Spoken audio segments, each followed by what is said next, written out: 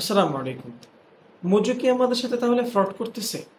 আমাদের সবার একটা ধারণা আছে যে মজুর এখানে যে কিউআর কোডটা আছে, এই কিউআর কোডটা স্ক্যান না করলে প্যালেস্তানিদের ফান্ডে টাকা যাচ্ছে না।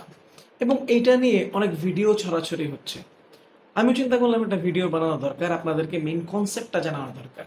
যদি আপনারা গুগলে গিয়ে সার্চ করেন যে মজুর বোতল যদি আমি স্ক্যান না করি, তাহলে কি প্যালেস্তানিদের ফান্ডে টাকা যাবে কি না?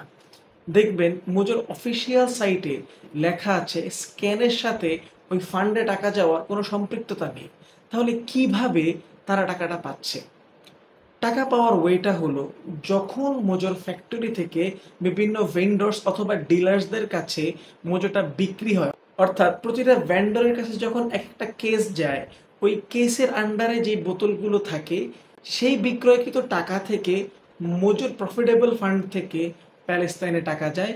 এবং এইটাই হলো মেইন কনসেপ্ট। তাই আপনাদের কাছে আমার একটা রিকোয়েস্ট, অযথা গুজব ছড়াবেন না, আগে ফ্যাক্ট চেক করবেন, এরপরে সেটা নিয়ে কথা বলবেন ইনশাআল্লাহ।